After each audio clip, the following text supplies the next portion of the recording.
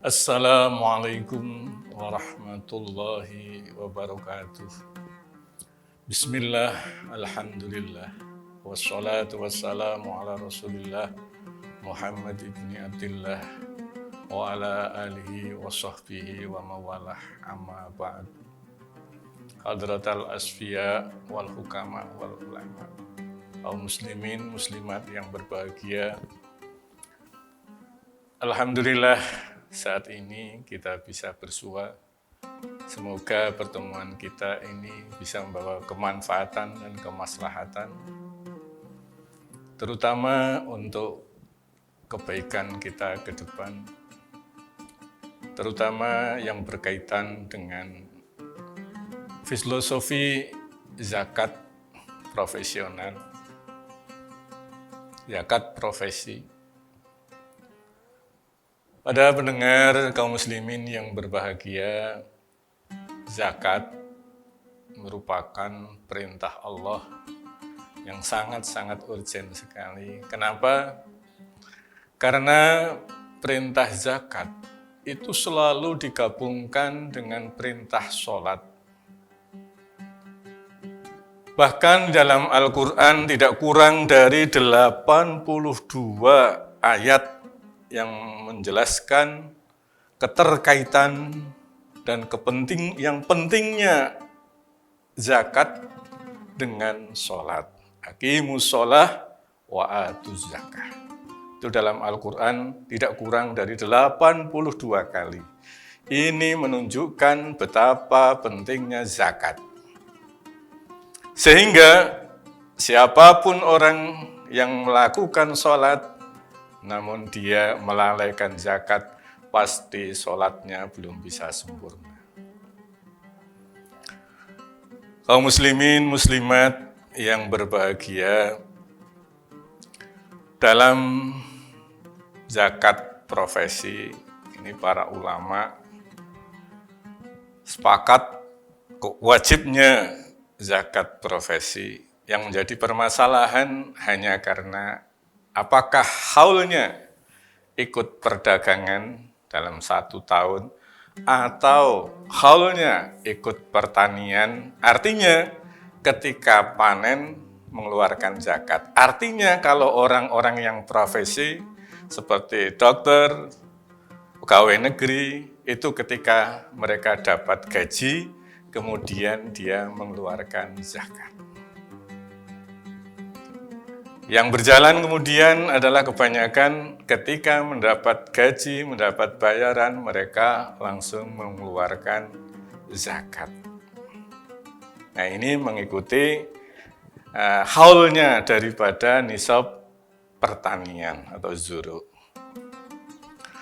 Kaum muslimin, muslimat yang berbahagia,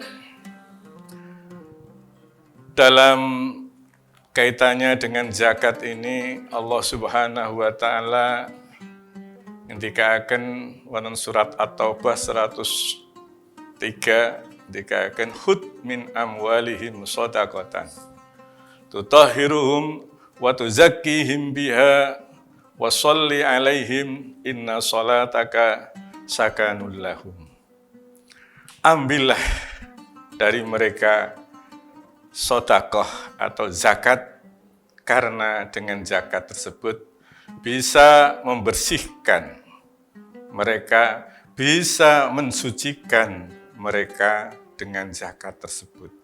Artinya bahwa dengan zakat, seseorang yang melakukan zakat, hartanya akan semakin bersih. Zakatnya akan semakin berkah. Kenapa? Karena sebagian hartanya diberikan kepada mustahik, diantaranya fakir dan miskin. Dan sebaliknya, kalau orang itu tidak mengeluarkan zakat, maka orang itu keterlaluan. Kenapa? Karena di harta mereka ada hak-hak fakir dan miskin, sementara dia orang mampu masih mau memakan hak-haknya fakir dan miskin. Di situ wa utahhiruhum wa yuzakkihim, bisa mensucikan harta dan juga bisa mensucikan diri orang-orang yang mengeluarkan zakat. Oleh karena itu jamaah yang dimuliakan oleh Allah Subhanahu wa taala, ketika orang menerima zakat itu diperintahkan berdoa. Wa sholli alaihim inna sholataka sakanul lahum. Wahai orang-orang yang menerima zakat, doakanlah orang-orang yang mengeluarkan zakat. Inna sholataka, karena apa? Sesungguhnya doa kalian terhadap orang-orang yang mengeluarkan zakat itu sakanul lahum, bisa membuat ketentraman, kenyamanan daripada orang-orang yang mengeluarkan zakat. Nah, ini menunjukkan betapa pentingnya doa untuk orang-orang yang mengeluarkan zakat. Dan menunjukkan pula bahwa orang-orang yang mengeluarkan zakat bisa menjadi tenang, bisa menjadi tentram dalam hatinya. Sebaliknya, kalau orang itu tidak mengeluarkan zakat, pasti tidak ada ketentraman dalam batinnya, tidak ada ketentraman dalam rumah tangga kekeluargaannya, karena di situ masih ada harta hak-hak fakir dan miskin. Jamaah yang dimuliakan oleh Allah Subhanahu wa taala, doa yang diperintahkan untuk orang-orang yang mengeluarkan zakat, terutama bagi kita keluarga besar Lazisnu KR Kabupaten Cilacap, penting untuk diketahui bahwa ketika kalian menerima zakat, para muzaki, jenengan jangan lupa berdoa. Doanya apa? Doanya jazakallahu fima a'taita wa baraka fima abqaita. Apa makna doa tersebut? Jazakallahu fima a'taita. Semoga Allah memberikan pahala, memberikan balasan atas harta yang telah engkau keluarkan. Nah, ini berarti zakat merupakan ladang pahala, ladang ganjaran, ladang kebaikan bagi orang-orang yang mengeluarkan zakat. Sebaliknya, kalau orang itu tidak mengeluarkan zakat, maka harta bendanya bisa menjadi ladang bencana baginya. Bisa menjadi kerusakan ketika digunakan untuk nafkah keluarga, bisa menjadikan keluarga jadi tidak bisa diatur, anak-anaknya sulit diatur, sulit diarahkan, sulit untuk melakukan kebaikan-kebaikan. Karena apa? Karena di situ harta bendanya belum dikeluarkan zakat. Kemudian lanjutan doa, jazakallahu fima a'taita wa baraka fima abqaita. Wa baraka fima abqaita.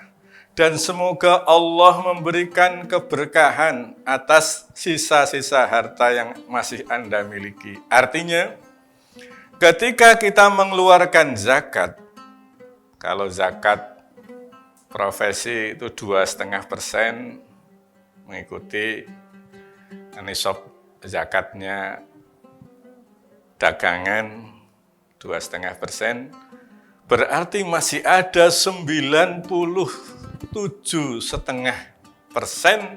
yang tersisa di dalam harta kalian. Itu didoakan wa baraka fima abqaita. Semoga Allah memberikan keberkahan harta yang masih ada di dalam diri Anda. Dengan adanya doa keberkahan akan menjadi harta itu semakin berkah. semakin bermanfaat. Kalaupun digunakan untuk nafkah keluarga, keluarganya akan menjadi keluarga yang baik. Anak-anak akan menjadi anak-anak yang baik.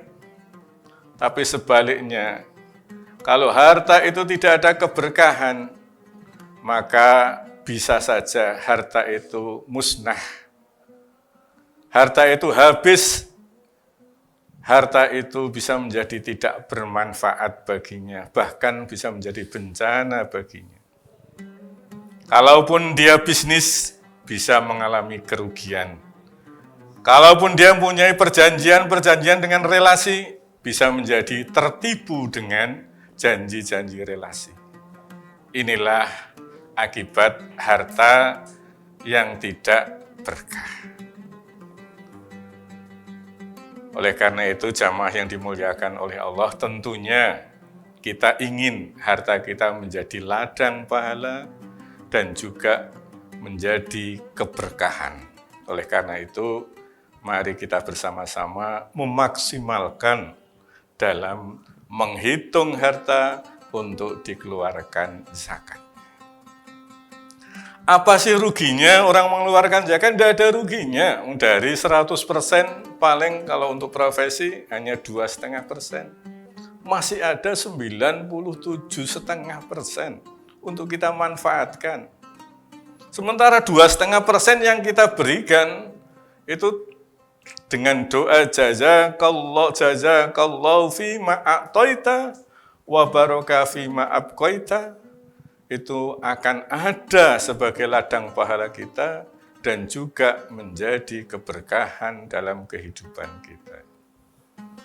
Jamaah yang dimuliakan oleh Allah Subhanahu wa Ta'ala. Dulu ada sebuah cerita, dan cerita ini betul-betul nyata, yaitu seorang saudagar gula di Hadramaut. Beliau pedagang saudagar gula yang mengimpor gula dari Jawa. Waktu itu Indonesia belum ada, yang ada Jawa. Suatu hari ketika gula itu mau dikirim ke Hadramaut Yaman lewat pelabuhan, dulu alat transportasinya adalah kapal. Kemudian orang Jawa yang mengirim gula memberi kabar kepada orang Arab tersebut bahwa hari ini gula akan dikirimkan dengan armada kapal yang berangkat pada hari ini juga. Kemudian orang Arab tersebut menerima kabar tersebut dengan senang hati. Alhamdulillah, gula sudah dikirim hari ini. Namun beberapa hari kemudian beliau dikasih kabar bahwa kapal yang berangkat pada hari itu ternyata mengalami musibah, yaitu tenggelam. Dari berita dari pelabuhan memberitakan bahwa kapal yang berangkat pada hari itu mengalami musibah tenggelam. Namun orang itu, saudagar itu dengan keyakinan yang kuat mengatakan, janji Allah tidak akan pernah bohong. Janji Allah pasti benar. Aku setiap tahun 2 kali, tidak hanya sekali, tapi 2 kali mengeluarkan zakat. Kalau aku mengeluarkan zakat 2 kali, janji Allah setiap mengeluarkan zakat, meskipun sekali saja Allah menjaga harta orang yang dizakati, maka kalau aku mengeluarkan 2 kali, pasti Allah lebih menjaga harta-hartaku. Nah, di situ kemudian beliau mendapatkan kabar